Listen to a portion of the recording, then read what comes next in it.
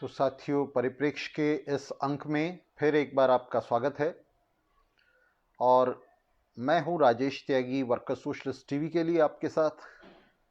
हम लोग रूसी क्रांति पर, अक्टूबर क्रांति पर हम लोग चर्चा कर रहे हैं। और आज अक्टूबर क्रांति की वर्षगांठ है, 103वीं वर्षगांठ है।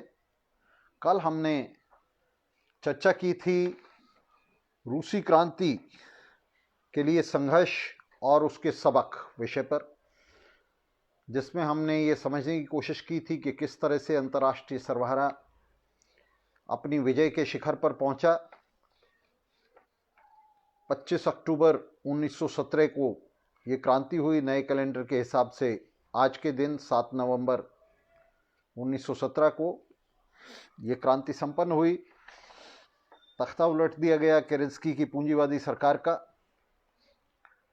वो क्रांति जो फरवरी 1917 में खुली थी और जिसकी रिहर्सल रूस में 1905 में हो चुकी थी, तो वो सर्वहारा क्रांति जो है वो 25 अक्टूबर यानी 7 नवंबर आज के दिन नए कैलेंडर के हिसाब से संपन्न हुई। तो कल हमने चर्चा की थी कि किस तरह से वो अपने शीर्ष बिंदु पर पहुंची और किस तरह से अंतर्राष्ट्रीय सर्वहारा ने ये विजय हासिल की, अर्थ शेकिंग विक्ट्री उसे हासिल हुई। आज हम इसी कड़ी में, इस श्रृंखला में आज हम ये दूसरी चर्चा, दूसरा व्याख्यान कर रहे हैं, जिसका शीर्षक रहेगा अक्टूबर क्रांति का अवसान और विश्व पूंजीवाद का पुनर्संतुलन।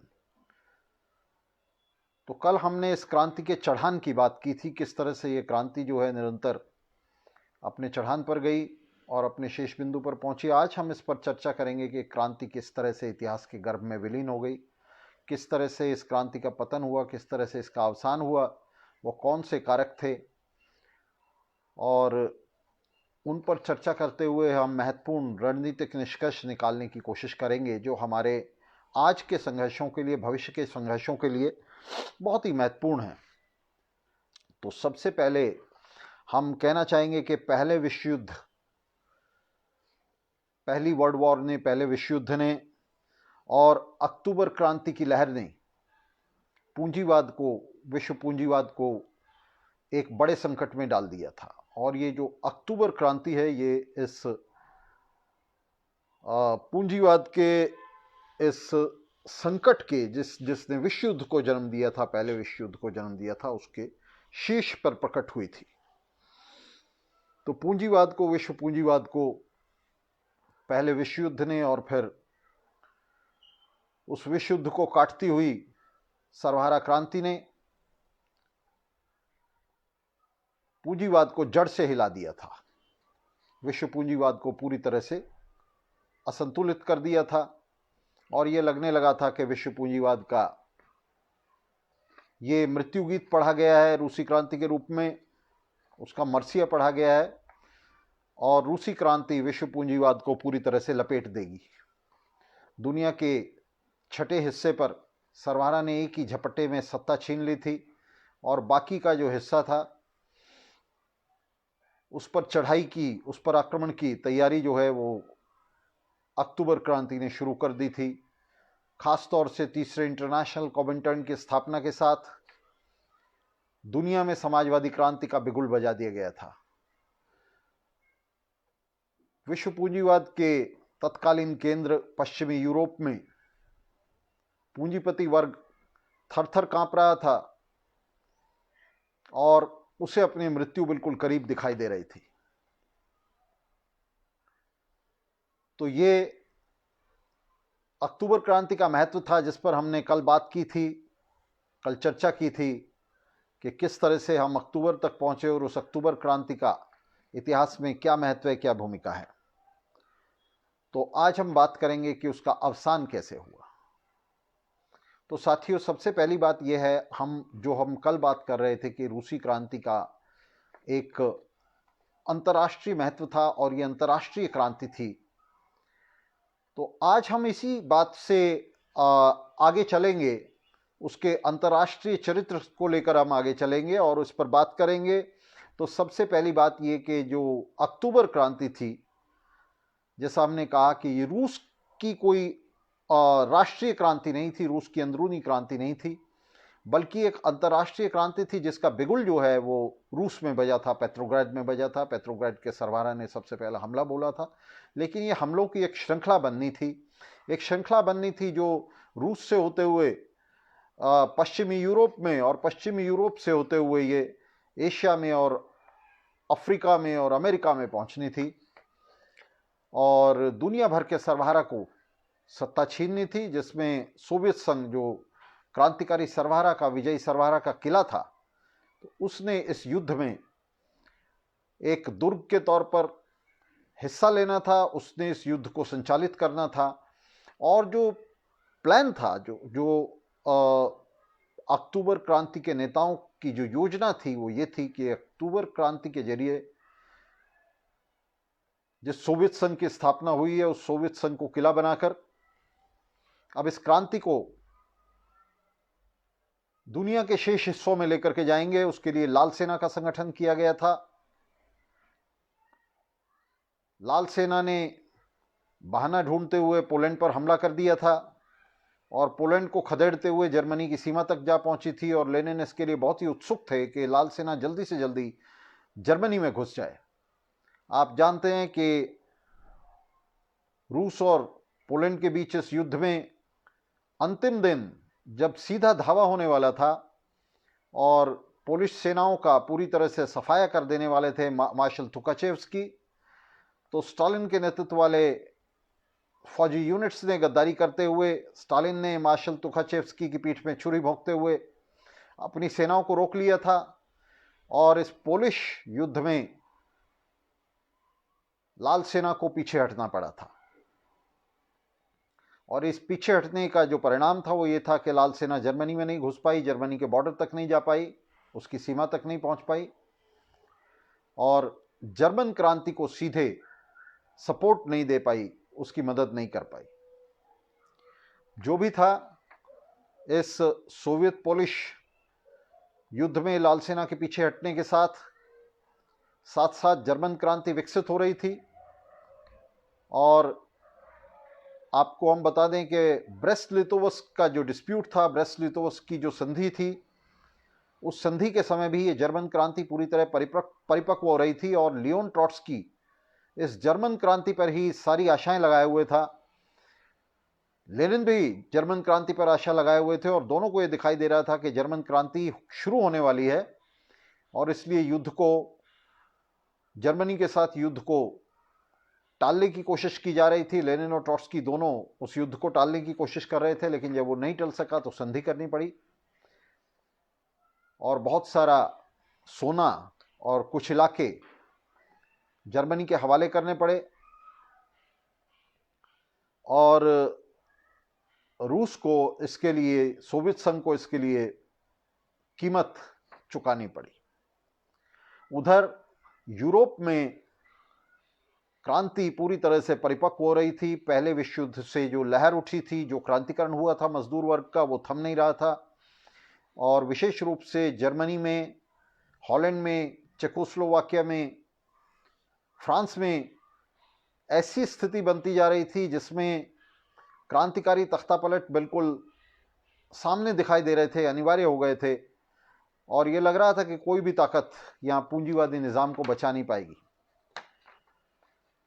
लेकिन यहाँ सामाजिक जनवादियों ने, सोशल डेमोक्रेट्स ने गद्दारी की। दूसरे इंटरनेशनल के ये जो सूरमा थे, जो काउत्स्की के नेतृत्व वाले दूसरे इंटरनेशनल के साथ जुड़े हुए थे, जो पहले विश्व युद्ध की शुरुआत पर ही जो है राष्ट्रभक्त बन गए थे, अपनी राष्ट्रीय बुर्जुआजी के पक्ष में खड़े हो गए थे, उसकी वॉर एफर्ट्स में, उसके युद्ध प्रयासों में उसे सपोर्ट दे रहे थे, उन्होंने इन क्रांतियों में गद्दारी की, और पूरे पश्चिमी यूरोप में ये जो सामाजिक जनवादी पार्टियां थी जो दूसरे इंटरनेशनल के साथ जुड़ी हुई थी, इन्होंने क्रांतिकारी उभार का विरोध करना शुरू कर दिया। विशेष रूप से जर्मन क्रांति में जो एसपीडी थी, सोशल डेमोक्रेटिक पार्टी थी, उसने बहुत ही एक तरह से क्रांतिघाती भूमिका जो है वो निभाई। सामाजिक जनवादियों की इस गद्दारी ने, जिसमें उन्होंने सर्वहारा को अपनी अपनी राष्ट्रीय बूर्जुआजी के पीछे बांधना शुरू कर दिया था पहले विश्व युद्ध से ही, और वे पूरी तरह अपनी राष्ट्रीय बूर्जुआजी के साथ मिल गए थे, उसकी दुम बन गए थे, तो उनकी इस गद्दारी ने, उनके इस घात ने एक तरह से पश्चिमी यूरोप में उठती हुई क्रांति की लपटों को बुझा दिया। यूरोप में सर्वहारा इन परंपरागत पार्टियों के साथ जुड़ा हुआ था, सामाजिक जनवादी पार्टियों के साथ जुड़ा हुआ था। ये बहुत बड़ी पार्टियां थीं, खासतौर से जर्मनी में बहुत बड़ी पार्टी मौजूद थी जो दुनिया में सर्वहारा को नेतृत्व दे रही थी। दूसरे इंटरनेशनल का नेतृत्व कर रहे थे इस पार्टी के नेता। तो सर्वहारा का बड़ा हिस्सा इनके नेतृत्व में संगठित था, और बहुत देर हो चुकी थी जब तक पश्चिम में लेनिनवादी पार्टियों का, लेनिनवादी ढंग की पार्टियों का संगठन शुरू हो पाया। रोजा लग्जमबर्ग और कार्ल लिपनिक ने एसपीडी से अलग होते हुए वहां स्पार्टकस लीग के नाम से अलग पार्टी ऑर्गेनाइज करने की कोशिश की,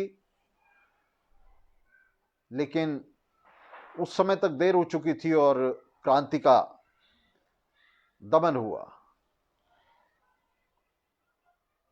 क्रांति की पराजय हुई,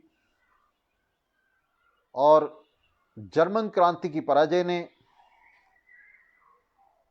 पूरी दुनिया में क्रांतिकारी उभार को, विशेष रूप से यूरोप में क्रांतिकारी उभार को बहुत बड़ा झटका दिया।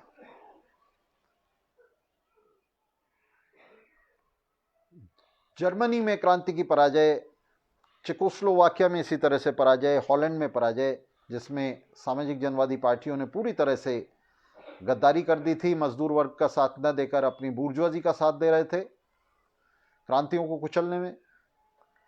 तो उनके घात के कारण यूरोप में ये जो पहली लहर थी क्रांतियों की, ये ठंडी होने लगी,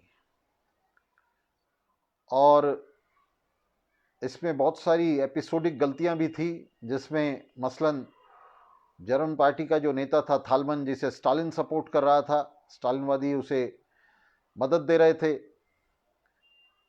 उसने जो है मार्च 1921 में बिना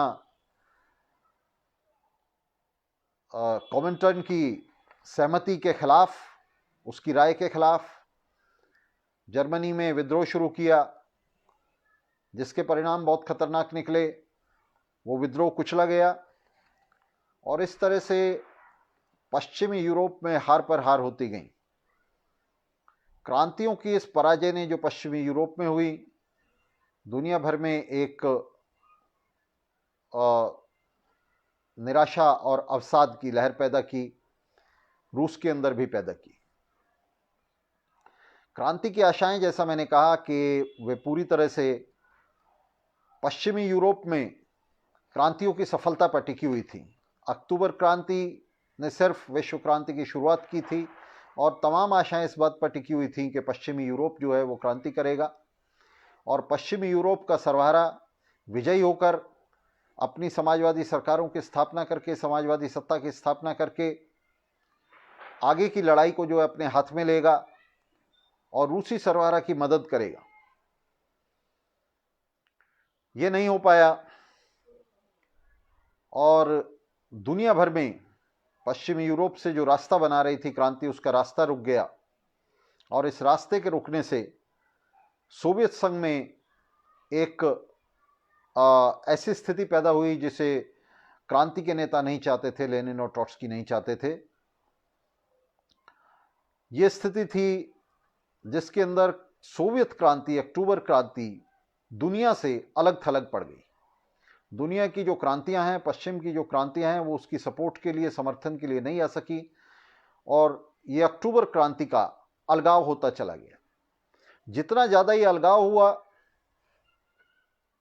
उतना ही ज़्यादा निराशा और अवसाद जो है वो बढ़ता चला गया। सोवियत संघ, आपको बता दें कि सोवियत संघ जो है वो कोई सर्वहारा क्षेत्र नहीं था। उसमें सर्वहारा तो मुट्ठी भर था, बहुत ही कम था, अल्पमत में था। वो मुख्यतः किसानी क्षेत्र था। तो इसलिए जब यूरोपीय सरबराह रूसी सरबराह के समर्थन में, उसकी सपोर्ट में नहीं आ सका, तो विजयी सोवियत सरबराह को अपने किसानों पर निर्भर होना पड़ा। सोवियत सत्ता के, कल हमने बताया था कि किस तरह से दो स्तंभ थे जिन पर वो टिकी हुई थी, मजदूर और किसान। तो जल्दी से जल्दी ये जो किसान वर्ग के ऊपर निर्भरता है, क्योंकि किसान भी ग्रामीण पैटी बूर्जुआ है, तो किसान वर्ग के ऊपर जो निर्भरता है उसे खत्म करके जो उन्नत औद्योगिक पश्चिमी यूरोप था उसके सरबराह के ऊपर जो है निर्भरता बननी थी। और ये निर्भरता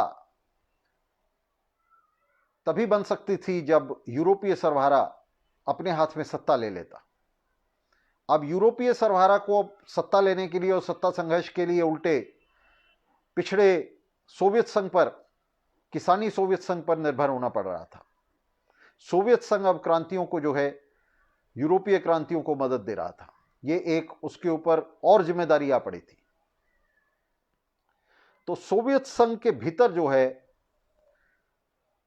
सोवियत सत्ता को ज्यादा से ज्यादा, अब सरबराह अधिनायकत्व को ज्यादा से ज्यादा किसानों के ऊपर निर्भर होना पड़ा, और किसानों के ऊपर निर्भर होते हुए उसे किसानों को रियायत देनी पड़ी। किसानों को रियायत देने के क्रम में न्यू इकोनॉमिक पॉलिसी लानी पड़ी, जिसे नई आर्थिक नीति कहते हैं। इस नई आर्थिक नीति ने अनाज की तिजारत को, अनाज के व्यापार को एक हद तक खोल दिया, और इस व्यापार के खुलने से, खेती के सीधे बाजार के साथ जुड़ने से, स्टेट के एक तरफ हो जाने से, खेती के अंदर, कृषि के अंदर, गांवों के अंदर एक नई जमात पैदा होने लगी, एक नया वर्ग पैदा होने लगा, कुलकों का, अमीर किसानों का, और किसानों के बीच में वर्ग विभेद होने लगे। ये जो कुलक वर्ग पैदा हुआ, इस कुलक वर्ग का, अमीर किसानों के इस वर्ग का रिफ्लेक्शन, इसका बिंब सोवियत सत्ता में, पार्टी में इसलिए कि और तो कोई पार्टी थी नहीं, तो इसी एक ही पार्टी के अंदर, कम्युनिस्ट पार्टी के अंदर ही जो है उसका भी प्रतिबिंब आना था। तो उसका बिंब जो है वो सोवियत पार्टी के अंदर, सोवियत सत्ता के अंदर और सोवियत समाज के अंदर आने लगा। और क्योंकि उनके पास आर्थिक साधन थे, आर्थिक साधनों से लैस थी ये क्लास, इसलिए इसका धीरे धीरे इसकी आवाज बनने लगी और इसका प्रभुत्व बनने लगा, कुलकों का। लियोन ट्रॉट्स्की एनईपी का समर्थक जरूर था लेनिन के साथ, लेकिन जल्दी से जल्दी एनईपी को खत्म करने के लिए लियोन ट्रॉट्स्की लगातार दबाव डाल रहा था। और लियोन ट्रॉट्स्की 1922 से ही एनईपी को खत्म करने के लिए बहुत ज़्यादा दबाव डाल रहा था। लियोन ट्रॉट्स्की कह रहा था कि कुछ भी हो, नई आर्थिक नीति को हमें जल्दी से जल्दी खत्म कर देना चाहिए, नहीं तो ये एक ऐसे प्रिविलेज क्लास को पैदा कर रही है, एक ऐसे प्राधिकारी वर्ग को पैदा कर रही है कुलकों के रूप में, जो सोवियत सत्ता के लिए खतरनाक हुआ। तो ये जो कुलकों का वर्ग पैदा हुआ, इसके साथ ही ये जो एनईपी थी, ये एनईपी मैन को भी लेकर के आई, जिसको नैपमैन कहते हैं, उस नैपमैन को भी लेकर के आई। और ये नैपमैन जो है, ये सिर्फ गांवों में कुलक बन के ही नहीं रहा, बल्कि जो सोवियत ब्यूरोक्रेसी थी उसके रूप में ये प्रकट होने लगा सत्ता में। सोवियत ब्यूरोक्रेसी, उसे एक सामाजिक वर्ग मिल गया अपने आधार के रूप में, और ये ब्यूरोक्रेसी के जरिए जो है बोलने लगा। लेनिन अपने जीवन के अंतिम वर्षों में, लेनिन की मृत्यु 1924 के शुरू में हुई, और अपने जीवन के अंतिम वर्षों में गोली लगने के बाद लेनिन का जो प्रमुख संघर्ष था वो इस ब्यूरोक्रेसी के खिलाफ था, जिसे लेनिन बार बार अपने लेखों में, भाषणों में इंगित कर रहे थे। वे कह रहे थे कि इस ब्यूरोक्रेसी का खात्मा किए बिना सोवियत सत्ता क्रांति के पथ पर आगे नहीं बढ़ पाएगी। तो सबसे महत्वपूर्ण बात तो ये कि जिस तरह से क्रांति का रोड मैप तैयार किया गया था कि सोवियत सत्ता, सोवियत क्रांति, अक्टूबर क्रांति पश्चिम में क्रांतियों के लिए चिंगारी बन जाएगी, उनके लिए लपट बन जाएगी और उन्हें जो है वो चिंगारी देगी, तो वो सब नहीं हो पाया। यूरोप में क्रांतियों की पराजय से दुनिया भर में, यूरोप में और विशेष रूप से रूस के अंदर जो अवसाद की स्थिति पैदा हुई उसमें ये, और साथ साथ इस अवसाद की वजह से, इन हारों की वजह से, इन पराजयों की वजह से वहाँ जो किसान थे उनके बीच में से कुलकों का वर्ग पैदा हुआ, रियायतें देनी पड़ी, न्यू इकोनॉमिक पॉलिसी लानी पड़ी, और इस सब के चलते जो पावर ऑफ बैलेंस है वो बदलने लगा। इसके साथ ही साथ रूस के अंदर आप जानते हैं कि उस समय गृह युद्ध चल रहा था सोवियत संघ के अंदर, जिसमें वर्किंग क्लास के, मजदूर वर्ग के जो सबसे शानदार हिस्से थे वो खेत रहे थे, वो मारे गए थे। बार बार जो सबसे लड़ाकू यूनिट्स थी रेड आर्मी की, जो मजदूरों से बनी थी, उन्हें लड़ने के लिए भेजा जाता था मोर्चों पर, और उनके सबसे बढ़िया हिस्से नष्ट हुए थे। इस गृह युद्ध के चलते सोवियत संघ में जो आर्थिक संकट पैदा हुआ उसके चलते वहाँ इंडस्ट्री, उद्योग धंधे बिल्कुल लगभग खत्म हो गए थे, और उन उद्योग धंधों के खत्म होने के साथ बड़े शहरों में पेट्रोग्राद, मॉस्को, जहाँ कंसंट्रेशन था वर्किंग क्लास का, जहाँ उसका घनत्व था मजदूर वर्ग का, वो घनत्व भी खत्म होने लगा था, उसकी डेंसिटी खत्म होने लगी थी, और वास्तव में मजदूर वर्ग जैसा वर्ग जो है वहाँ नहीं बचा था इन सालों में, गृह युद्ध के सालों में।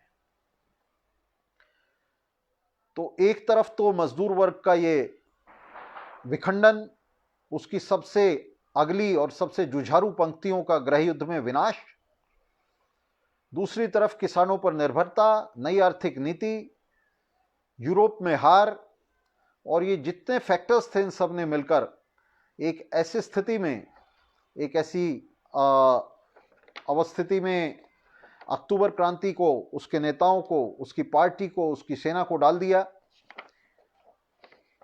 जिसमें वो पूरे मनोयोग से, पूरे साहस से लड़ तो रही थी, लेकिन उसके पैरों के नीचे से जमीन खिसक रही थी। और ये जो अंतर्विरोध सोवियत समाज में और सोवियत सत्ता में पैदा हो रहे थे, सोवियत समाज में जो अंतर्विरोध पैदा हो रहा था गांव में खासतौर से, जिसमें अमीर किसानों का एक वर्ग, एक नया पूंजीपति वर्ग जो है गांवों में पैदा हो रहा था, नैपमैन पैदा हो रहा था, तो इसकी जो प्रतिध्वनि है, इस नैपमैन की, इस नए वर्ग की जो प्रतिध्वनि है, वो पार्टी और सत्ता के अंदर जो है सुनाई देने लगी। ये ध्वनि किस रूप में सुनाई दी?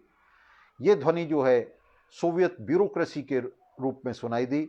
ब्यूरोक्रेसी मजबूत होने लगी, जिसने ये कहना शुरू किया, जिसने ये कानाफूसी शुरू की कि ये जो यूरोप में क्रांतियों पर खर्च किया जा रहा है, ये जो दुनिया में क्रांतियों पर खर्च किया जा रहा है, उसके लिए ऊर्जा व्यर्थ की जा रही है, ये सब व्यर्थ जा रहा है। हमें रूसी क्रांति जो है वो रूसियों ने की है, और इसका जो फल है क्रांति का वो रूसियों को खाना चाहिए।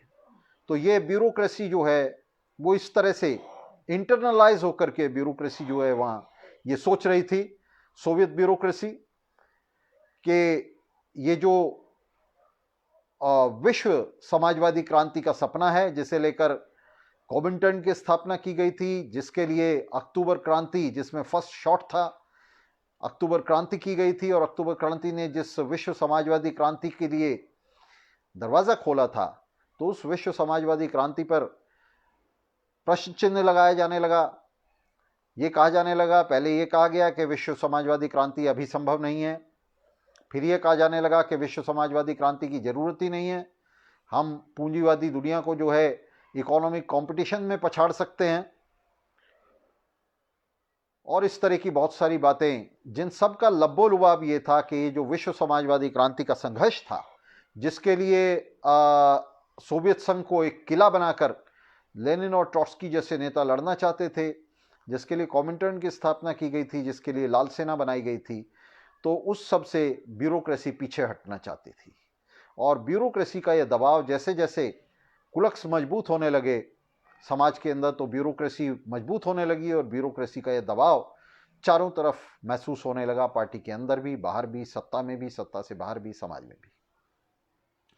इस ब्यूरोक्रेसी का ये जो नारा था कि विश्व समाजवादी क्रांति से पीछे हटा जाए, इसे ही बुखारिन ने, दक्षिणपंथी बुखारिन ने लेनिन के वक्त में ही धीरे धीरे ये कहना शुरू किया कि एक देश में समाजवाद का निर्माण किया जा सकता है और पूंजीवादी देशों को इस इकोनॉमिक कंपटीशन में, इस आर्थिक होड़ में पछाड़ा जा सकता है। तो ये जो नारा था, एक देश में समाजवाद, एक देश में समाजवाद की स्थापना की जा सकती है, एक देश में समाजवादी समाज, समाजवादी अर्थतंत्र जो है वो बनाया जा सकता है, ये पार्टी के भीतर दक्षिणपंथियों का नारा था। और ये इस नारे का जो सामाजिक आधार था वो ये कुलक थे, ये जो नैपमैन पैदा हो रहा था नई आर्थिक नीति से, ये थे। सोवियत सत्ता के लिए ये जो नई आर्थिक नीति थी और किसानों पर निर्भरता थी, ये इतिहास द्वारा थोपी गई एक मजबूरी थी, क्योंकि पश्चिमी सरबराह क्रांति नहीं कर पाया था। इसलिए रूसी किसानों पर रूसी सरबराह को निर्भर होना पड़ रहा था। किसान बहुत बड़े बहुमत में थे, रूसी सरबराह बहुत ही कम था और वो भी विखंडित हो गया था गृह युद्ध में। तो किसानों पर निर्भरता बन रही थी और इसलिए नई आर्थिक नीति अपनी जगह पर थी, कुलक पैदा हो रहे थे और उनके कुलकों के साथ साथ ये आवाज़ पैदा हो रही थी जिसे बुखारिन ने देना शुरू किया और ये कहना शुरू किया कि एक देश में समाजवाद का निर्माण संभव है। उस समय तक लेनिन जीवित थे और आप जानते हैं कि लेनिन की मृत्यु हो गई फिर 1924 में, जिसमें 1924 के शुरू में लेनिन की मृत्यु हुई, जिसमें बहुत बड़ा झटका क्रांति को, अक्टूबर क्रांति को लेनिन की मृत्यु से लगा। लेनिन की मौत से पार्टी के अंदर जो क्रांतिकारी ताकतें थी वे बदहवास हो गई, वे बिखर गईं और पार्टी के अंदर जो संघर्ष था दक्षिण पंथ और वामपंथ के बीच में वो तीखा हो गया। अभी तक आपको बता दें कि स्टालिन जो है वो बुखारिन के साथ नहीं था, इसलिए स्टालिन ने बुखारिन का विरोध करते हुए लिखा कि एक देश में समाजवाद की बात करना मूर्खता है, एक देश में समाजवाद की स्थापना नहीं हो सकती। समाजवाद को अंतर्राष्ट्रीय स्तर पर ही हासिल किया जा सकता है। लेकिन 8 महीने के अंदर ही 1924 में ही, नवंबर 1924 में स्टालिन ने उसी किताब की भूमिका में लेनिनवाद के बुनियादी सिद्धांत, इस किताब की भूमिका में, इसकी भूमिका स्टालिन ने लिखी और इसकी भूमिका में स्टालिन ने लिखा कि एक देश में समाजवाद न सिर्फ संभव है बल्कि एकमात्र रास्ता है। तो स्टालिन ने यह पलटी मार दी थी। पहले बुखारिन का विरोध कर रहा था, स्टालिन का उद्देश्य सिर्फ सत्ता हासिल करना था। पहले बुखारिन का विरोध कर रहा था वो जिनोवेव और कामेनेव के साथ मिलकर, और फिर ट्रॉट्स्की का विरोध करने के लिए पहले जिनोवेव और कामेनेव को सपोर्ट करके वो ट्रॉट्स्की के खिलाफ लड़ रहा था, उधर बुखारिन के खिलाफ लड़ रहा था, और बाद में वो बुखारिन के साथ हो गया और उसने ये कहना शुरू किया कि बिल्कुल एक देश में समाजवाद की स्थापना हो सकती है। तो ये जो एक देश में समाजवाद था, एक देश में समाजवाद का मतलब क्या था? एक देश में समाजवाद का मतलब था शेष देशों में पूंजीवाद, शेष देशों में पूंजीवाद को मान्यता, कि शेष देशों में पूंजीवाद अपने आप को संतुलित कर ले, उससे हमें कोई लेना देना नहीं है, हम एक देश में समाजवाद का निर्माण करेंगे। तो एक देश में समाजवाद का निर्माण तो नहीं हो सकता था, हाँ शेष देशों में पूंजीवाद का स्थिरीकरण जरूर हो सकता था। तो ये कहकर के कि एक देश में हम समाजवाद का निर्माण कर रहे हैं, स्टालिन ने और पार्टी के इस पूरे दक्षिणपंथी हिस्से ने पूंजीवादी विश्व को ये सिग्नल भेज दिया कि आप हमारे यहाँ इंटरफेयर मत करो, आप हमारे यहाँ दखल मत दो, सोवियत संघ में दखल मत दो और हम आपके यहाँ दखल नहीं देंगे। और इस तरह से इस नारे के तहत, एक देश में समाजवाद के नारे के तहत, पूरी दुनिया में जो क्रांतियों की उठती हुई लहर थी,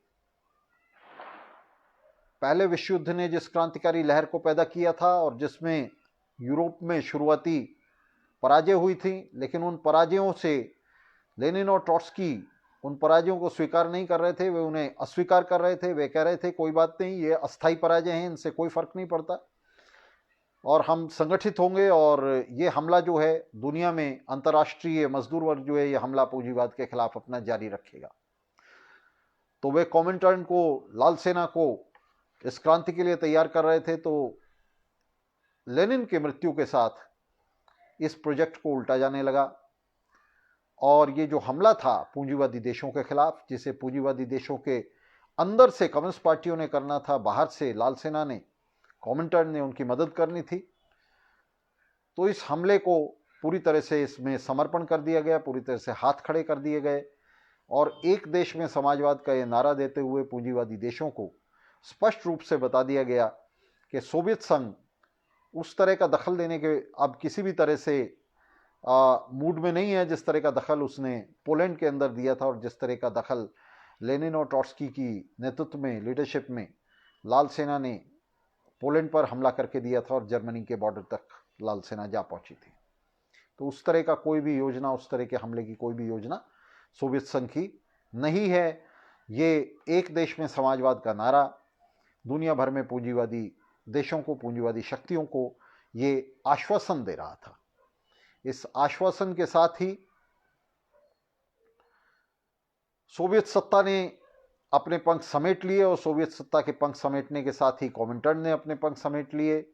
पूरी तरह से नीति, लेनिन और ट्रॉट्स्की की जो नीति है उसे उलट दिया गया। पूरी तरह से जो कॉमिंटर्न की जो नीति है, जिसे पहली 4 कांग्रेसों में कॉमिंटर्न ने सामने रखा था, दुनिया में पूंजीवाद को पूरी तरह से अस्थिर कर देने के लिए, पूरी तरह से अशांत कर देने के लिए, पूरी तरह से असंतुलित कर देने के लिए अब उसकी ठीक उल्टी नीति ली गई थी। अब एक संतुलन की बात की जा रही थी जिसमें सोवियत संघ ने समाजवाद का निर्माण करना था अपनी सीमाओं के भीतर और बाकी पूंजीवादी देशों को पूंजीवाद के निर्माण के लिए स्वतंत्र छोड़ देना था। और एक अनकही जो शर्त थी वो ये थी कि आप हमारे यहाँ दखल मत दो, हम आपके यहाँ दखल नहीं देंगे। तो ये जो था, ये जो सिद्धांत था, इस अर्थ में ये एक सहजीवन का सिद्धांत था, ये पीसफुल कॉपरेशन का सिद्धांत था।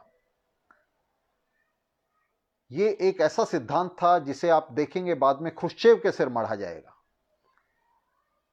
ये कहा जाएगा कि ख्रुश्चेव ने पहली बार जो है ये पीसफुल कोएग्जिस्टेंस का सिद्धांत दिया,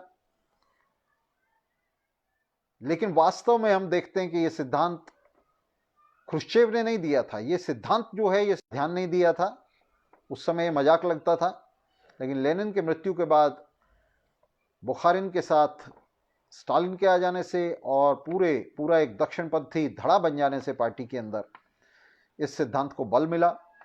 सोवियत ब्यूरोक्रेसी जो पहले से कह रही थी कि विश्व समाजवादी क्रांति का सपना छोड़कर हमें सोवियत संघ के अंदर समाजवाद का निर्माण करना चाहिए, उसे बल मिला और इस तरह से इस सिद्धांत को, इस नए सिद्धांत को एक आधार मिला, एक सामाजिक आधार मिला और उस सामाजिक आधार पर ये सिद्धांत जो है, ये क्रांति विरोधी सिद्धांत पुनर्प्रतिष्ठित हो गया। इसने ये सिद्धांत था जिसने आगे हम देखेंगे कि किस तरह से क्रांति के गले में, विश्व क्रांति के गले में ये फांसी का फंदा साबित हुआ।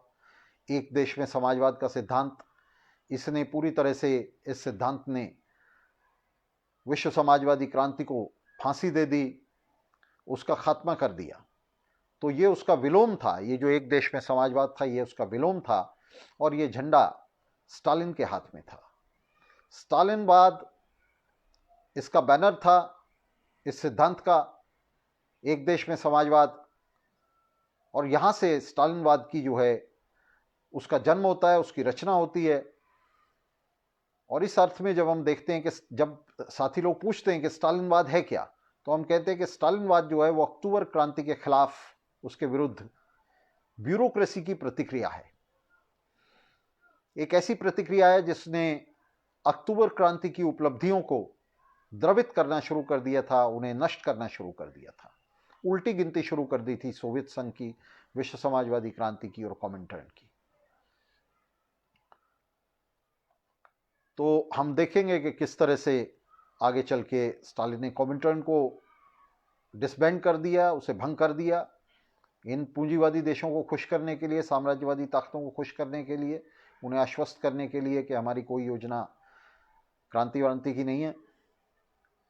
लेकिन उसे भंग तो 1943 में जाकर किया गया कॉमिंटर्न को, लेकिन कॉमिंटर्न की जो मौत है वो वास्तव में इन दक्षिणपंथियों के फंदे में पहले ही शुरू हो चुकी थी।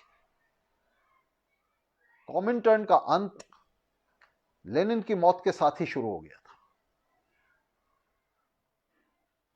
तो ये जो पश्चिम में क्रांतियों की हार थी, क्रांतियों की पराजय थी, उसने इस नई प्रतिक्रांति के लिए आधार दिया जिसके बैनर पर लिखा था स्टालिनवाद। तो यह स्टालिनवाद का बैनर था और इसके मूल में था, इसका जो सैद्धांतिक इसकी रेसिपी थी वो थी एक देश में समाजवाद। तो एक देश में समाजवाद के सिद्धांत ने बहुत बड़ा नुकसान किया और लगातार इसके चलते इस सिद्धांत के इर्द गिर्द आगे का सोवियत संघ संगठित होगा, निर्मित होगा स्टालिन के नेतृत्व में। और हम देखेंगे जैसे जैसे ये क्रांति पराजित होती गई, यूरोप में पराजित हुई और उसके प्रतिबिंब के तौर पर ये सोवियत संघ में पराजित होती गई, जैसे जैसे क्रांति पीछे हटती गई वैसे वैसे क्रांतिकारियों पर दमन तेज होता गया ब्यूरोक्रेसी का। जो लोग इस ब्यूरोक्रेसी के खिलाफ लड़ रहे थे, लेनिन के दाएं बाएं के लोग, उन सब पर दमन शुरू हुआ और 30 के दशक में जो मॉस्को ट्रायल हुए, झूठे मॉस्को ट्रायल हुए, उनमें पूरी जो लीडरशिप थी, पूरी जो बोल्शेविक लीडरशिप थी, सेंट्रल कमेटी के तमाम नेता थे लेनिन के दाएं और बाएं के, उन्हें तो गोलियां मारी दी गई।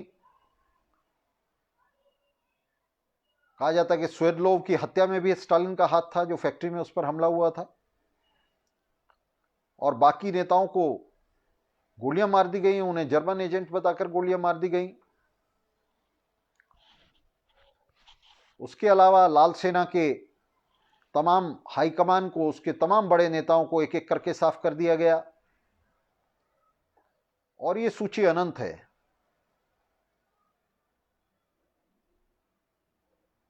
तो न सिर्फ ये क्रांति जो है ये ऐतिहासिक कारणों से पीछे हट रही थी, परास्त हो रही थी, सामाजिक जनवादियों की यूरोप में गद्दारियों से परास्त हो रही थी, बल्कि रूस के भीतर स्टालिनवादी प्रतिक्रिया ने, इस ब्यूरोक्रेटिक प्रतिक्रिया ने क्रांति के खिलाफ बाकायदा हमला बोल दिया था। और ये जो मॉस्को ट्रायल थे ये उसका चरम थे। दसियों लाख पार्टी कार्यकर्ताओं और लाल सेना के लड़ाकों को ट्रॉट्स्कीवादी कहकर मार दिया गया।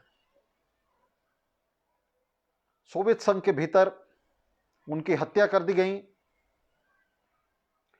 उन्हें पकड़कर या तो गुलेग्स में डाल दिया गया और या सीधे सीधे उन्हें गोलियां मार दी गईं।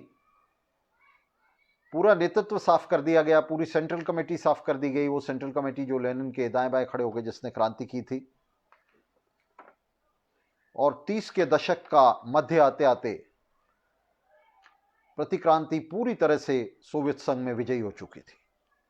इस बीच में दुनिया में बड़ी घटनाएं हो रही थीं, जिसमें चीनी क्रांति में स्टालिन ने वही अपना फिसड्डी मेंशेविक फॉर्मूला लागू करते हुए, जिसकी हमने कल बात की थी,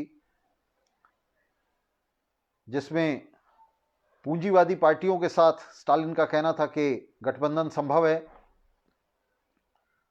मेंशेविकों की तर्ज पर, उसे लागू करते हुए कोमिंतांग के पीछे कम्युनिस्ट पार्टी को बांध दिया। चीन में चांग काई शेक और वांग चिंग-वी के नेतृत्व वाले धड़ों के मातहत करते हुए, उसे एक के बाद दूसरे धड़े के मातहत करते हुए पूरी कम्युनिस्ट पार्टी का सफाया करा दिया, पूरी क्रांति की न सिर्फ पराजय करा दी बल्कि क्रांति का पूरी तरह से सिर कटवा दिया। और 1928 तक चीनी क्रांति का पूरी तरह से सफाया कर देने के बाद Soviet bureaucracy, Kremlin bureaucracy, Stalin के नेतृत्व वाली ब्यूरोक्रेसी और मजबूती से उभरी। चीनी क्रांति को असफल बनाने में 1925 से 27 की जो चीनी क्रांति थी, उसे असफल के सफाए ने इस ब्यूरोक्रेसी को और मजबूत बना दिया, क्योंकि अगर चीनी सरबराह सत्ता में आ जाता और चीन में 1926 की ये क्रांति सफल हो जाती तो सोवियत ब्यूरोक्रेसी का टिकना बिल्कुल असंभव हो जाता। और आपको बता दें, ये क्रांति सफल हो गई थी वहां।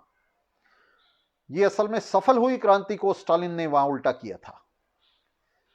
चीन के दोनों बड़े शहरों में, कैंटन और शंघाई में, जिस तरह से रूसी क्रांति पेट्रोग्राड और मॉस्को में सफल हुई थी, उसी तरह चीन में कैंटन और शंघाई में ये क्रांति पूरी तरह सफल हो गई थी। और चीनी सरबराह ने रूसी सरबराह से भी ज्यादा साहस दिखाते हुए, अप्रतिम बलिदान देते हुए इस क्रांति को सफल बनाया था 1926 में।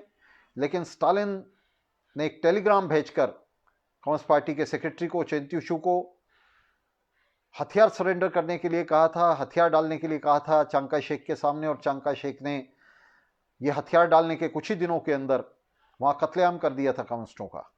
बाद में स्टालिन ने चांग काई शेक से अलग हटते हुए वांग चिंग वी के पीछे कम्युनिस्ट पार्टी को बांधा। वांग चिंग वी चांग काई शेक के साथ मिल गया और उसने फिर कत्लेआम कर दिया। तो कत्लेआमों की इस श्रृंखला में अंततः 1928 आया, जब स्टालिन ने यह कहना शुरू किया कि अब जो है दुनिया में क्रांति का समय आ गया है, उभार का समय आ गया है और पार्टी को धावा बोलना चाहिए। और इस धावे में पूरी तरह से पार्टी का, चीनी कम्युनिस्ट पार्टी का सफाया करा दिया। जो लोग बचे, जो स्टालिन का समर्थन कर रहे थे, माओ त्से-तुंग भी उनमें से एक था, वे दुम दबाकर शंघाई और कैंटन से भाग निकले, जंगलों में भाग गए अपनी जान बचाते हुए। पेंग शुत्से ने लिखा है कि माओ त्से-तुंग मेरे पास भागते हुए आया था और उस समय उसे कुछ ध्यान नहीं था, बस उसे अपनी जान बचाने की परवाह थी कि किसी तरह से मेरी जान बच जाए। तो स्टालिन के जो चेले थे, जो स्टालिन की लाइन को फॉलो कर रहे थे चाइना के अंदर, चीन के अंदर, तो ये सिर्फ अपनी जान बचाते हुए वहां से भागे। और उसके बाद हम देखेंगे कि चीन में कभी भी मजदूर पार्टी संगठित नहीं हुई, कभी भी सरवारा पार्टी संगठित नहीं हुई। 1932 में जो पार्टी संगठित हुई वो किसान पार्टी थी। और पूरी तरह से जो चीनी क्रांति थी वो सरवारा धुरी से, मजदूर वर्ग की धुरी से अलग हो गई, उतर गई। समाजवादी क्रांतिकारी धुरी से वो अलग हो गई और वो एक राष्ट्रवादी किसान पार्टी बनकर रह गई। और यही पार्टी 1949 में हम अभी जिक्र करेंगे किस तरह से सत्ता में आई और उसने मजदूर वर्ग को पूरी तरह से किनारे कर दिया। और ये सरवारा की एक निर्णायक हार जो है चीनी क्रांति में, ये स्टालिन के जो है अपराध कर्मों से हुई, उसकी लाइन की वजह से हुई।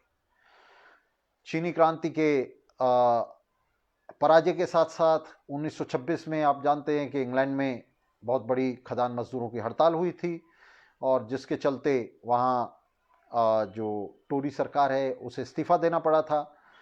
और बहुत बड़ा वहाँ एक क्रांतिकारी आंदोलन खड़ा हो गया था जिसमें दिखने लगा था कि इंग्लैंड के अंदर बस क्रांति के लिए पलक झपकने की देर है सरवारा के और क्रांति हुई रखी है। उस क्रांति को असफल बनाते हुए, उस हड़ताल को विड्रॉ करते हुए, जो सोवियत इंग्लैंड मैत्री सोसाइटी जिसको स्टालिन जो है वो निर्देशित कर रहा था, उसने हड़ताल को विड्रॉ कर लिया। और उस हड़ताल को विड्रॉ करते हुए, उस हड़ताल को वापस लेते हुए सरवारा की कमर तोड़ दी, क्रांतिकारी सरवारा की कमर तोड़ दी। और वहाँ इंग्लैंड के अंदर पूंजीवादी सत्ता को, उसको उसके पुनर्स्थिरीकरण में, उसके रीस्टेबलाइजेशन में सीधे सीधे मदद दी। चीनी क्रांति के विनाश के साथ साथ इंग्लैंड में क्रांति का भी ये विनाश हुआ। इसके साथ ही इसी दौर में 1928 के दौर में जब स्टालिन गला फाड़कर ये कह रहा था कि अब क्रांति का समय आ गया दुनिया भर में और हमें किसी भी तरह से सामाजिक जनवादी पार्टियों के साथ अब सांझे मोर्चे बनाने की ज़रूरत नहीं है, जर्मनी में फांसीवादियों के खिलाफ भी नहीं, तो वास्तव में वो फांसीवादियों के साथ मोर्चे बना रहा था मिलकर। जर्मन कम्युनिस्ट पार्टी जो है, जो स्टालिन के नेतृत्व में उस समय काम कर रही थी, वो जर्मन कम्युनिस्ट पार्टी वहाँ नाजियों के साथ सहयोग कर रही थी सामाजिक जनवादी नेताओं के खिलाफ। ये सही है कि सामाजिक जनवादी मजदूर वर्ग के गद्दार थे, लेकिन 2/3 मजदूर वर्ग उनके नेतृत्व में संगठित था और वे मजदूर पार्टी थे। लियोन ट्रॉट्स्की की लाइन यूनाइटेड फ्रंट की लाइन थी, साझा मोर्चा बनाने की लाइन थी। लियोन ट्रॉट्स्की ये कह रहा था कि दोनों मजदूर पार्टियों के बीच में, सामाजिक जनवादी मजदूर पार्टी और कम्युनिस्ट पार्टी के बीच में एक साझा मोर्चा होना चाहिए, दोनों मजदूरों को मिलकर नाजियों के खिलाफ, हिटलरवादियों के खिलाफ लड़ना चाहिए। स्टालिन इससे पूरी तरह से इनकार कर रहा था। तो ये जो जर्मनी के अंदर ये जो आयरन फ्रंट था, जो लौह मोर्चा था, इसमें फूट पड़ गई। सामाजिक जनवादी मजदूर अलग हो गए, कम्युनिस्ट मजदूर अलग हो गए, और उन दोनों के संघर्ष में, उन दोनों के बीच में उस दरार को भरने के लिए नाजीवादियों ने अपना झंडा ऊंचा कर दिया। और हम देखते हैं कि इस तरह से जनवरी 1933 में हिटलर सत्ता में आ गया। नाजीवादियों की मदद करने के लिए 1931 के अंत में जब नाजीवादी वहाँ जर्मनी के अंदर अपना रेफरेंडम कर रहे थे सरकार के खिलाफ, तो उसी समय स्टालिनवादियों ने स्टालिन के निर्देश पर रेड रेफरेंडम शुरू किया, जिससे बहुत बड़ा संबल फांसीवादियों को मिला, हिटलर को मिला। और दरअसल ये रेड रेफरेंडम जो है, ये ऐसा लीवर साबित हुआ जिसकी वजह से वहां हिटलर सत्ता में आ सका। तो हिटलर के सत्ता में आने के साथ जब फांसीवादी वहां सत्ता में आ गए, तो सबसे पहले जो जर्मन कम्युनिस्ट पार्टी थी उस पर हिटलर ने हमला किया, और जब उसका सिर तोड़ना शुरू किया, उन नेताओं के सिर तोड़ने शुरू किए जिन्हें स्टालिन संचालित कर रहा था, और जो अब तक ये कह रहे थे कि कोई बात नहीं, हिटलर सत्ता में आ जाएगा, हिटलर के बाद हमारा नंबर है, हिटलर के बाद हम सत्ता में आएंगे। तो जब उन नेताओं के सिर टूटने शुरू हुए, तब स्टालिन को चिंता हुई, और स्टालिन ने आनन फानन में फ्रांस और ब्रिटेन की तरफ हाथ बढ़ाना शुरू किया, उनसे दोस्ती के लिए हाथ बढ़ाना शुरू किया। और उनसे दोस्ती को मजबूत करने के लिए उसने एक बड़ी विचित्र थीसिस दी, जिसे हम पॉपुलर फ्रंटिज्म के नाम से जानते हैं। पॉपुलर फ्रंटिज्म का मतलब था कि फांसीवाद के खिलाफ मजदूर पार्टियों और पूंजीवादी पार्टियों के बीच में मोर्चा हो सकता है। ये एक ऐसी नीति थी जिसकी कॉमिंटर्न ने खिलाफत की थी। कॉमिंटर्न ने यूनाइटेड फ्रंट की जो थीसिस दी थी चौथी कांग्रेस में, वो बड़ी स्पष्ट थी। उसमें यह कहा गया था कि फांसीवाद के खिलाफ मजदूर पार्टियों का मोर्चा बनाए जाने की जरूरत है। मजदूर पार्टियों को एकजुट होकर फांसीवाद के खिलाफ लड़ना चाहिए, उन्हें आपस में मिलकर मोर्चा बनाना चाहिए फांसीवाद के खिलाफ, और इस मोर्चे के चारों तरफ मेहनतकश जनता को इकट्ठा करना चाहिए। तो कॉमरेड संधू जी पूछ रहे हैं कि रेड रेफरेंडम क्या था। रेड रेफरेंडम सरकार के खिलाफ मतदान था, जिसे स्टालिनवादियों ने वहां संगठित किया था हिटलर की सपोर्ट करने के लिए। हिटलर के साथ साथ जब हिटलर ये मतदान संगठित कर रहा था, उसी समय उन्होंने किया था। तो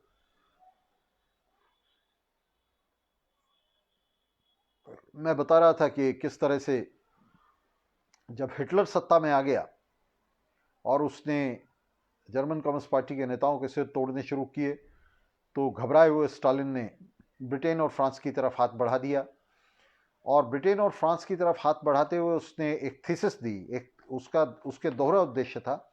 एक तरफ तो अपने काडर को ये मुंह दिखाना था, दुनिया भर में कम्युनिस्ट पार्टियों को मुंह दिखाना था, जिनके सामने इससे पहले लेनिन और ट्रॉट्स्की के नेतृत्व वाले तीसरे इंटरनेशनल की चौथी कांग्रेस की थीसिस मौजूद थी कि फांसीवाद को कैसे हराया जाए, फांसीवाद से कैसे निपटा जाए। और उस थीसिस में कहा गया था कि मजदूर पार्टियां मिलकर ऐसा लौह मोर्चा बनाएं, ऐसा आयरन फ्रंट बनाएं और फांसीवादियों से सड़क पर निपटें सीधे। तो उसको अस्वीकृत करते हुए, उसे नकारते हुए, उस थीसिस को स्टालिनवादियों ने बूर्जुआजी को खुश करने के लिए, खासतौर से फ्रेंच और ब्रिटिश इंपीरियलिस्ट को खुश करने के लिए, उसने पॉपुलर फ्रंट की थीसिस दी 1935 में। 1935 में कॉमिंटर्न की 7वीं कांग्रेस में दिमित्रोव के नाम से उसने वो थीसिस रखी, जिस थीसिस में, जन मोर्चे की इस थीसिस में यह कहा गया कि फांसीवाद के खिलाफ मोर्चा बनाते हुए मजदूर पार्टियां ही नहीं, ये एक विस्तारित मोर्चा होगा जिसमें मजदूर पार्टियों के साथ साथ तमाम पैटी बूर्जुआ और बूर्जुआ पार्टियां भी, लिबरल पार्टियां भी उसमें शामिल हो सकती हैं। इसलिए कहा गया था क्योंकि ब्रिटेन और फ्रांस दोनों में उस समय लिबरल पार्टियां सत्ता में थी और इन इंपीरियलिस्ट ताकतों को अपने साथ जोड़ने के लिए ये जन मोर्चे की थीसिस रखी गई थी। ये बहुत ही खतरनाक थीसिस थी, जिसका परिणाम ये हुआ कि मजदूर पार्टियां जो हैं वो पूरी तरह से न सिर्फ साम्राज्यवादी देशों में बल्कि तमाम देशों में जहाँ जहाँ ये थीसिस लागू की गई पूरी दुनिया में, तो वहाँ बूर्जुआ पार्टियों के साथ उनके संघात बन गए, वे उनकी गोद में जाकर के बैठ गए। और इस दौर में आपको हम बताना चाहते हैं कि इस दौर में, ये जो दौर था जिसमें स्टालिन ब्रिटेन और फ्रांस के साथ ये हॉबनॉबिंग कर रहा था, इस दौर में कम्युनिस्ट पार्टी जो हैं वो पूरी तरह से ब्रिटेन और फ्रांस के साथ, उनकी न सिर्फ ब्रिटेन और फ्रांस के राष्ट्रों के अंदर बल्कि उनकी कॉलोनियों के अंदर भी उन्होंने अपने संघर्षों को पूरी तरह से ढीला छोड़ दिया था। और यही वो समय था, याद करें, जिस समय भगत सिंह और उसके साथियों को यहाँ फांसी चढ़ाई जा रही थी, उन्हें फांसी दी जा रही थी। ब्रिटिश साम्राज्यवादी इसका फ़ायदा उठा रहे थे, इस नई नीति का। तो उस समय जो कम्युनिस्ट पार्टी है वो पूरी तरह से इस मामले में चुप्पी साधे हुए थी। और ये जो दौर था जिसमें स्टालिन ब्रिटेन और फ्रांस के साथ जुड़ने की कोशिश कर रहा था, इसमें पूरी दुनिया के अंदर ब्रिटिश और फ्रेंच कॉलोनियों में और ब्रिटेन और फ्रांस के अंदर भी सरकार विरोधी आंदोलनों को रोक दिया गया था, उन्हें आश्वस्त करने के लिए। और ये जन मोर्चे की थीसिस लाई गई थी। अब ये जन मोर्चे की थीसिस लाई गई थी और ये अभी अस्तित्व में थी जन मोर्चे की थीसिस कि ब्रिटेन और फ्रांस ने जब स्टालिन के साथ मोर्चा नहीं बनाया तो स्टालिन ने हिटलर के साथ मोर्चा बना लिया। उसने सीधे सीधे हिटलर के साथ, स्टालिन मिल गया, उसके साथ युद्ध संधि कर ली और उस युद्ध संधि के हिसाब से पहले यूरोप पर हमला करना था, पश्चिम यूरोप पर, पोलैंड पर हमले से शुरुआत करके यूरोप को जीतना था और आपस में बांटना था और उसके बाद अफ्रीका की तरफ बढ़ना था। इस संधि के दो प्रोटोकॉल थे। दूसरा सीक्रेट प्रोटोकॉल था जिसका बाद में पता लग पाया हिटलर की मौत के बाद, वो ब्रिटिश फौजों के हाथ में आया। तो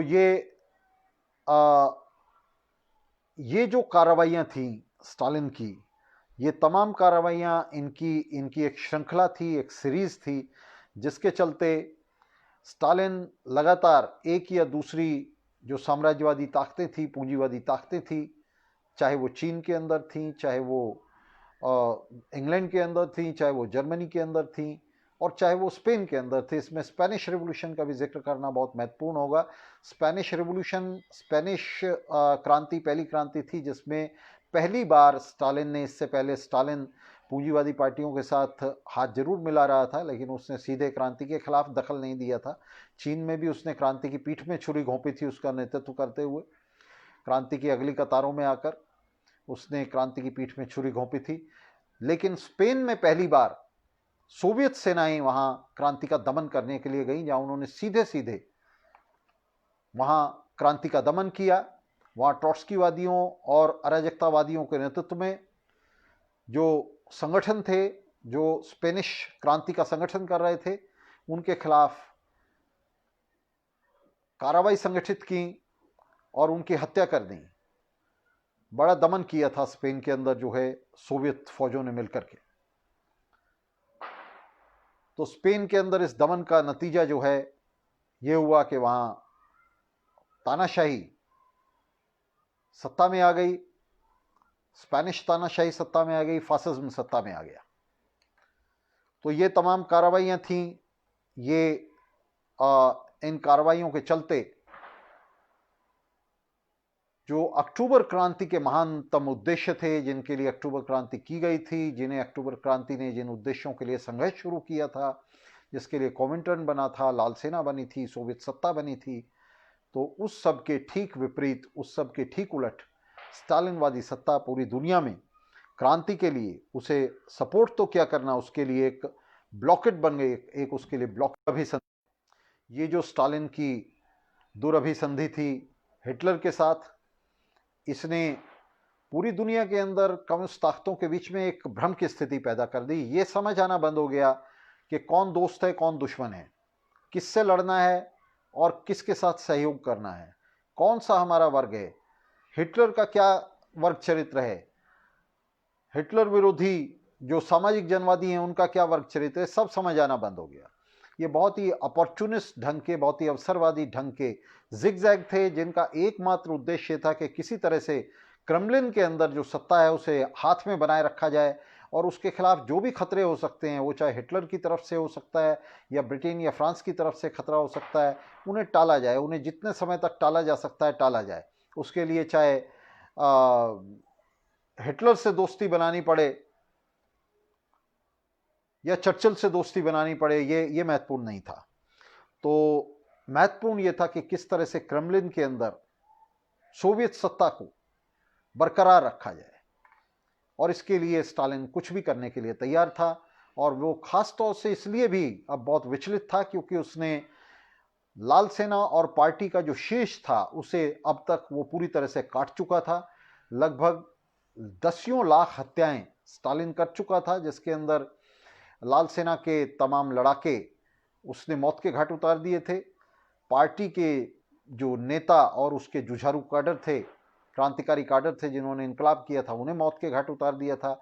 और अब स्टालिन को यह भी लग रहा था, अब वो डर भी रहा था कि हिटलर के हमले के समय जो है क्या होगा।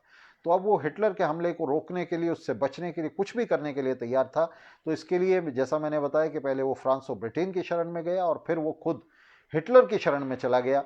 हिटलर के साथ उसने युद्ध संधि कर ली और हिटलर को उसने बहुत सारा अनाज, तेल और हथियार दे दिए, और उसे यूरोप में घुसने का, पोलैंड के जरिए यूरोप में घुसने का रास्ता भी दे दिया, जिसका परिणाम हम देखेंगे कि हिटलर जो है अब इसके आगे जाकर फ्रांस पर हमला करता है और पूरे यूरोप को दहलाते हुए दूसरे विश्व युद्ध की भूमिका तैयार कर देता है। दुनिया को दूसरे विश्व युद्ध की भट्टी में झोंकने की तैयारी हिटलर कर लेता है स्टालिन के सहयोग से।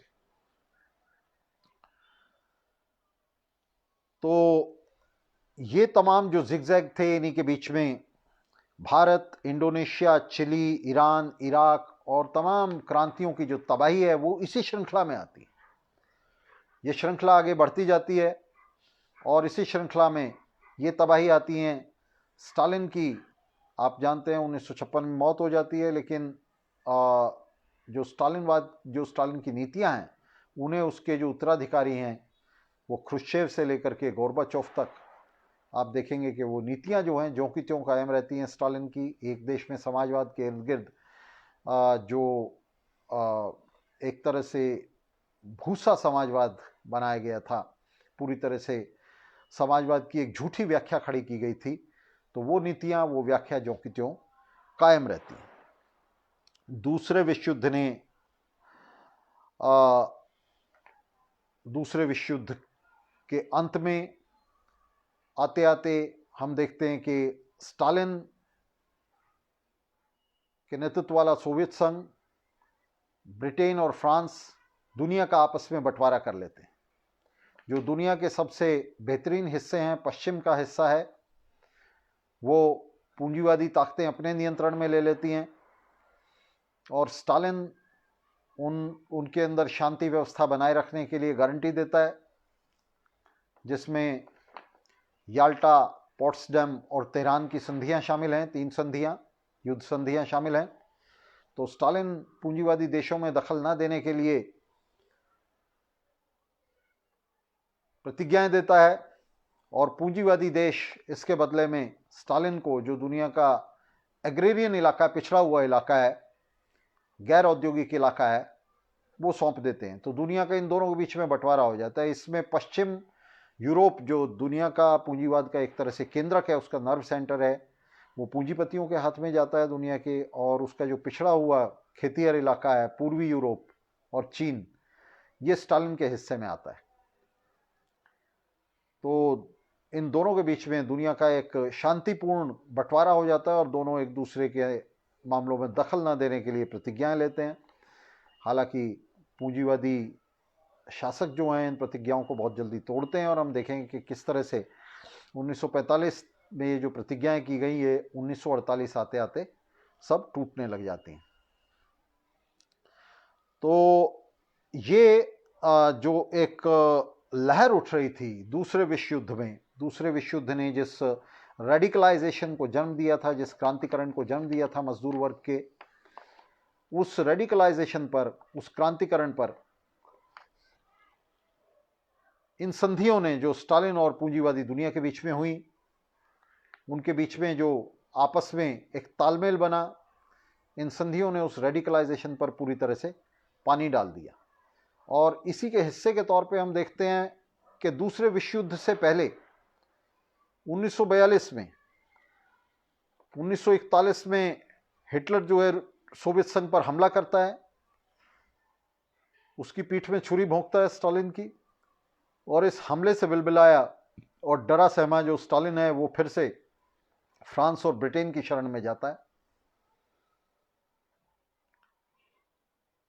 और फ्रांस और ब्रिटेन के साथ संधि करते हुए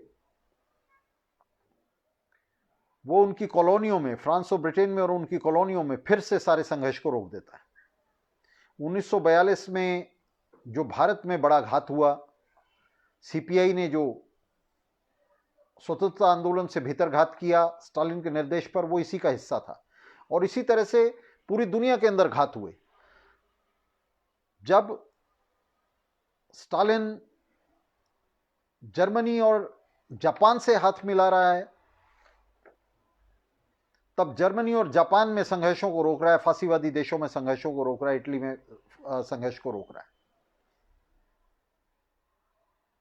और जब फ्रांस और ब्रिटेन से हाथ मिला रहा है तो फ्रांस और ब्रिटेन में और उनके उपनिवेशों में संघर्षों को रोक रहा है। तो इसका परिणाम यह हुआ कि पूरी दुनिया के अंदर ये जो संघर्ष थे, जिनका नेतृत्व कम्युनिस्ट पार्टियों को करना था और जिन संघर्षों को आधार बनाकर क्रांतिकारी तख्तापलट किए जाने थे, सत्ता हाथ में ली जानी थी, उन सब संघर्षों को पलीता लगा दिया गया। इस जिगजैग में पूंजीवादी पार्टियों और साम्राज्यवादी शक्तियों के साथ ये जनमोर्चे बनाने के फिराक में उन सब योजनाओं को, उन सब उद्देश्यों को जिनके लिए कॉमिंटर्न बना था, जिनके लिए सोवियत क्रांति हुई थी, उन्हें पूरी तरह से पलीता लगा दिया गया। कॉमिंटर्न की थीसिस को पलीता लगा दिया गया और मजदूर वर्ग के संयुक्त मोर्चों की जगह स्टालिन के नेतृत्व वाले ऐसे जनमोर्चों ने ले ली जिनके अंदर मजदूर पार्टियों के साथ पूंजीवादी पार्टियां भी शामिल थीं। और इसी तरह के संबंध उसने दुनिया के स्तर पर बना लिए, जिसमें सोवियत संघ, फ्रांस और ब्रिटेन, इनके बीच में संबंध बना। और इनके बीच में संबंध बनने का जो नतीजा हुआ वो ये हुआ कि जो डोलता हुआ पूंजीवाद था, जिसे पहले विश्व युद्ध ने झटका दिया था और अब दूसरे विश्व युद्ध ने उससे भी बड़ा आघात उसे दिया था, और ये पूंजीवाद दूसरे विश्व युद्ध में पूरी तरह से असंतुलित हो गया था। 1929 और 30 में जो बड़े पैमाने पर आर्थिक संकट फैला था, बेकारी और भुखमरी फैली थी, उस सब की प्रतिक्रिया में उस आर्थिक संकट के बढ़ते, उसका परिणाम जो है दूसरे विश्व युद्ध के रूप में सामने आया था। और दूसरे विश्व युद्ध ने इस संकट को घटाया नहीं था, संतुलित नहीं किया, बल्कि और बढ़ा दिया था। लेकिन इस उठती हुई लपट पर फिर से स्टालिनवादियों ने जो है पानी डाल दिया। पूंजीवादी देशों के साथ, पूंजीवादी पार्टियों के साथ ये घालमेल करके। तो हम देखते हैं कि किस तरह से स्टालिनवादियों की नीतियों के कारण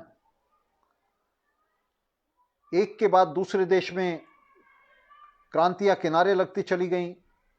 कम्युनिस्ट पार्टियां, जिस तरह से भारत की कम्युनिस्ट पार्टी एलिडेट हुई, उसका अलगाव हुआ पूरे स्वतंत्रता आंदोलन से 1942 की गद्दारी के बाद, उसी तरह से इन नीतियों की वजह से पूरी दुनिया के अंदर जो कम्युनिस्ट पार्टियां थी वो किनारे लगती चली गईं। और पूरी दुनिया के अंदर जो अंतर्राष्ट्रीय समाजवादी आंदोलन था, अंतर्राष्ट्रीय कम्युनिस्ट आंदोलन था, वो तिरोहित होता चला गया,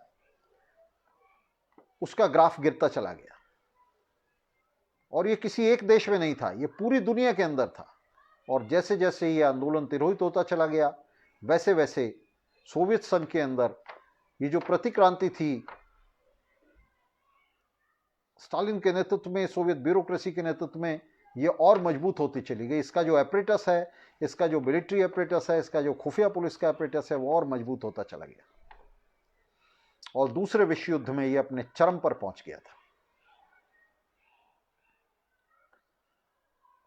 जिस तरह का दमन, जिस तरह का नृशंस अत्याचार क्रांति के खिलाफ, प्रतिक्रांति के नहीं, क्रांति के खिलाफ सोवियत संघ में हुआ, उससे जो पश्चिम में कम्युनिस्ट पार्टियां थी, जो सजग युवा थे, मजदूर थे, उनके बीच में सोवियत सत्ता के प्रति, कम्युनिज्म के प्रति एक घृणा फैल गई, एक अलगाव हो गया, वे उससे दूर हटते चले गए। तो ये जो आकर्षण का केंद्र सोवियत संघ बना था अक्टूबर क्रांति के बाद लेनिन और ट्रॉट्स्की के नेतृत्व में, इसका पूरी तरह से अवसान होता चला गया। वो स्टालिनवाद के गड्ढे में गिरता चला गया, ब्यूरोक्रेसी उस पर हावी होती चली गई और सोवियत संघ दूसरे विश्व युद्ध के पास प्रतिक्रांति का एक बहुत बड़ा किला बनकर के उभरा। 1943 में फ्रांस और ब्रिटेन से चिपकने के लिए, जैसा मैंने बताया, हिटलर के हमले के बाद स्टालिन ने कॉमिंटर्न को भंग कर दिया था। कॉमिंटर्न को सिर्फ एक चिट्ठी लिख करके स्टालिन ने खत्म कर दिया। उसने कहा कि कॉमिंटर्न को खत्म किया जा रहा है। उसके लिए कोई किसी की सहमति नहीं ली गई, कोई बहस नहीं हुई, कुछ नहीं। सरवारा की इस विश्व पार्टी को, क्रांति के इस केंद्रक को जिसे स्थापित किया था लेनिन और ट्रॉट्स्की ने, उसे एक चिट्ठी लिखकर स्टालिन ने खत्म कर दिया, जिससे वो अपने पूंजीवादी दोस्तों को, फ्रांस और ब्रिटेन को, अमेरिका को आश्वस्त कर सके कि उसका इरादा किसी तरह की विश्व क्रांति का नहीं है और वो उनके देशों में दखल नहीं देगा, वो शांति के साथ शासन कर सकते हैं। तो ये जो शांतिपूर्ण सहअस्तित्व जिसके लिए ख्रुश्चेव पर आरोप लगाया जाता है, हालांकि ख्रुश्चेव भी स्टालिन का शिष्य था और स्टालिन का लेफ्ट हैंड था, उसका पक्का गुर्गा था, लेकिन इसके लिए वो दोषी नहीं है। इसके लिए स्टालिन, उसका ख्रुश्चेव का गुरु स्टालिन दोषी है। ये नीति स्टालिन की नीति थी, पूंजीवादी देशों, पूंजीवादी पार्टियों के साथ सहअस्तित्व की, उनके साथ सहअस्तित्व नहीं, उनके साथ मोर्चे बनाने की, साझे मोर्चे बनाने की, जो उनके साथ सहबंध बनाने की जो नीति है, ये स्टालिन की नीति थी। और आज आप देख सकते हैं कि इसी नीति की अनुपालना जो है तमाम स्टालिनवादी पार्टियां दुनिया भर में करती हैं। वे बार बार चुनाव आते ही सबसे पहले वे उन बूर्जुआ पार्टियों को ढूंढना शुरू करती हैं जिनके साथ सहबंध बनाए जा सकते हैं। उनके सपने में भी कभी ये ख्याल नहीं आता कि मजदूर वर्ग को एक अलग ध्रुव के रूप में संगठित किया जा सकता है। उनके सपने में भी कभी ये ख्याल नहीं आता कि फासीवाद, पूंजीवाद को हराने के लिए मजदूर पार्टियों का एक मोर्चा बनाया जा सकता है, मजदूरों का एक मोर्चा बनाया जा सकता है, अलग अलग मजदूर पार्टियों से जुड़े हुए मजदूरों का। वे हर बार बूर्जुआ नेताओं और बूर्जुआ पार्टियों का मुंह ताकती हैं, उनकी तरफ देखती हैं, उनके साथ सहबंध बनाने की कोशिश करती हैं। तो 1989 से लेकर 91 तक आप जानते हैं कि एक लहर चली, पूरा पूर्वी यूरोप की सत्ताएं गिरती चली गईं। उसके बाद सोवियत संघ का विखंडन हुआ 1991 में, और इस तरह से पूरी दुनिया में साम्राज्यवाद के लिए, पूंजीवाद के लिए जमीन जो है वो खाली हो गई। मरता हुआ पूंजीवाद, मृत्यु शैया पर पड़ा हुआ पूंजीवाद, उसे फिर से ऑक्सीजन मिल गई, उसे स्पेस मिल गई, स्कोप मिल गया, और वो पुनर्संतुलित हो गया। क्राइसिस के ठीक बीच में, संकट के ऐन बीचों बीच, संकट की भंवर में वो उस पर तैरने लगा। और वो इसलिए कि ये जो संकट था पूंजीवाद का, जिसे क्रांतिकारी संकट में बदला जा सकता था, इसे स्टालिनवादियों ने क्रांतिकारी संकट में विकसित होने से रोक दिया। उन्होंने मजदूर वर्ग को सैकड़ों रास्तों से पूंजीवाद के, पूंजीवादी पार्टियों के, पूंजीवादी नेताओं के मातहत कर दिया, उनके पीछे बांध दिया तमाम देशों में, दुनिया में, और इस तरह से पूंजीवाद को एक नई सांस दे दी। और आप देख सकते हैं किस तरह से रूस, चीन, क्यूबा, उत्तरी कोरिया जैसे देश ये किस तरह से एक एक करके विश्व पूंजीवाद की पौधशाला में बदलते चले गए, उसकी नर्सरी में बदलते चले गए, उसकी वर्कशॉप बन गए।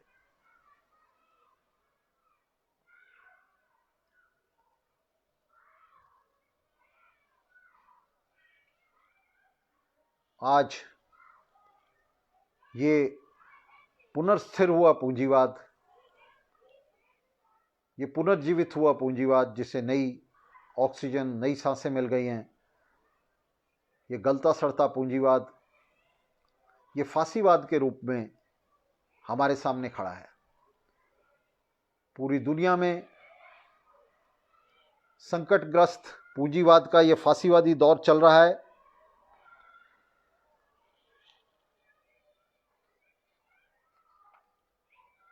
अक्टूबर क्रांति का पूरी तरह से अवसान हो चुका है, वो समाप्त हो चुकी है, और उसका जो रक्त बीज है वो सिर्फ वर्कर्स सोशलिस्ट पार्टी जैसी छोटी छोटी पार्टियों के रूप में दुनिया भर में मौजूद है। उसकी प्रतिध्वनि हमें फिर से मजदूर वर्ग के उस क्रांतिकरण में सुनाई दे रही है जो आज विश्व पूंजीवाद के भयंकर संकट की वजह से पैदा हो रहा है। विश्व पूंजीवाद तीसरे विश्व युद्ध की तरफ डग भर रहा है। पूंजीवादी देशों के बीच ये जो उनके बीच में ध्रुवीकरण हो रहा है, उनके बीच में जो मारामारी हो रही है, जो मारकाट मच रही है पूरी दुनिया में, जो एक तरफ तो परोक्ष युद्धों के रूप में, आतंकवाद के रूप में सामने आ रही है, और दूसरी तरफ युद्ध की तैयारियों के, बाकायदा युद्ध की तैयारियों के रूप में सामने आ रही है। नाभिकीय, रासायनिक, जैविक हथियारों के जखीरे इकट्ठे किए जा रहे हैं, इस रूप में सामने आ रही, तो रेजोनेट कर रही है, उसकी प्रतिध्वनि आ रही है। अक्टूबर क्रांति, उसकी जो अग्निशिखाएं हैं, उसकी जो लपटें हैं, वे बेशक उन पर पानी डाल दिया गया हो, उन्हें ठंडा कर दिया गया हो, लेकिन उसकी चिंगारी बुझी नहीं है। वो चिंगारी इन छोटी छोटी पार्टियों के रूप में मौजूद है, और इसके खिलाफ, इस प्रतिक्रांति के खिलाफ लियोन ट्रॉट्स्की के नेतृत्व में वाम विपक्ष का जो महत्वपूर्ण संघर्ष तीसरे इंटरनेशनल के अंदर और उसके बाहर चलाया गया, और जो बाद में चौथे इंटरनेशनल की स्थापना में मुखर हुआ 1939 में, ये बहुत ही महत्वपूर्ण है। चौथे इंटरनेशनल की स्थापना अपने आप में ऐतिहासिक रूप से अपरंपार महत्व की है, और अक्टूबर क्रांति हम तक, अक्टूबर क्रांति के संघर्ष, उसके आदर्श, उसके उद्देश्य हम तक तीसरे इंटरनेशनल से होते हुए, लेनिन और ट्रॉट्स्की के नेतृत्व वाले तीसरे इंटरनेशनल से होते हुए चौथे इंटरनेशनल तक पहुंचते हैं, और चौथे इंटरनेशनल से हम तक पहुंचते हैं। और ये जो एक अनब्रोकन थ्रेड है, ये जो एक अटूट धागा है, जो हमें संघर्षों का ये धागा, ये लड़ी, ये श्रृंखला हमें रूसी क्रांति के लिए किए गए संघर्ष को से जोड़ती है, अक्टूबर क्रांति के लिए किए गए संघर्ष से हमें जोड़ती है, और हम अपने वक्त में उस महान अक्टूबर क्रांति के उद्देश्यों को अमली जामा पहनाने के लिए एकजुट होकर वर्कर्स सोशलिस्ट पार्टी और वर्कर्स सोशलिस्ट टीवी के बैनर तले संघर्ष कर रहे हैं, इस संघर्ष को आगे बढ़ा रहे हैं। तो ये मैंने आज थोड़े से शब्दों में कोशिश की है कि मैं अक्टूबर क्रांति के अवसान पर रोशनी डाल सकूं, किस तरह से अक्टूबर क्रांति का पतन हुआ। कल हमने बात की थी कि किस तरह से अंतर्राष्ट्रीय मजदूर वर्ग अक्टूबर क्रांति के इस शिखर तक पहुंचा। आज हमने समझा कि इस शिखर से नीचे ढलान पर वो कैसे आया, और किस तरह से अक्टूबर क्रांति इतिहास के गर्भ में विलयित हुई, उसमें विलीन हो गई और अपने पीछे वो चिंगारियां छोड़ गई जो हमें आज भी अनुप्रेरित करती हैं और जिसकी प्रेरणा से हम फिर से इस क्रांति को पुनर्गठित होने के लिए आह्वान कर रहे हैं और युवाओं के, मजदूरों के सबसे अग्रणी हिस्सों को इसके लिए हम मोबिलाइज कर रहे हैं, संगठित कर रहे हैं। तो साथियों, ये था हमारा आज का प्रसारण। कल हम आपको एक बहुत ही महत्वपूर्ण सूचना दे दें कि वर्कर्स सोशलिस्ट पार्टी की स्थापना जो है वो भी आज ही के दिन हुई थी 2012 में दिल्ली के प्रेस क्लब में। और 7 नवंबर का दिन हमने कॉन्शियसली चुना था इसके लिए, क्योंकि रूसी क्रांति का दिन है, अक्टूबर क्रांति का दिन है। तो वर्कर्स सोशलिस्ट पार्टी की जो हिस्टोरिकल रूटिंग्स हैं, उसकी जो ऐतिहासिक जड़ें हैं, वर्कर्स सोशलिस्ट पार्टी के जो उद्गम हैं अतीत में, इतिहास में, और उसके कार्यक्रम पर हम कल बात करेंगे। कल इस पर हम कार्यक्रम करेंगे। रूसी क्रांति को लेकर ये 2 चर्चाएं, 2 व्याख्यान, जिसमें एक चर्चा में, पहली चर्चा में हमने रूसी क्रांति के उत्थान पर बात की, उसके चढ़ान पर बात की कि किस तरह से रूसी क्रांति तक पहुंचे, और दूसरी आज की कड़ी में हमने बात की कि किस तरह से इस क्रांति का, सोवियत क्रांति का, अक्टूबर क्रांति का, उस क्रांति जो ज़ारशाही रूस में फलीभूत हुई, किस तरह से उसका अंत हुआ। तो आज हमने उस पर बात की और इनसे बहुत ही महत्वपूर्ण रणनीतिक निष्कर्ष हमने साथ साथ निकाले, जिसमें हमने बताया कि किस तरह से पहले सामाजिक जनवादियों और फिर स्टालिनवादियों के घात ने इस पिछली पूरी सेंचुरी में, पिछली पूरी शताब्दी में, पिछले 100 साल में पूंजीवाद को संतुलित किए रखा और पूंजीवाद की जो उसका जो संकट था उससे उसे उबार दिया, और किस तरह से ये सामाजिक जनवादी और फिर स्टालिनवादी पूंजीवाद के संकट मोचकों के रूप में सामने आए। और आज भी जो इनकी नीतियां हैं पूरी दुनिया के अंदर, जिसमें ये बार बार पूंजीवादी पार्टियों का दामन थाम रहे हैं,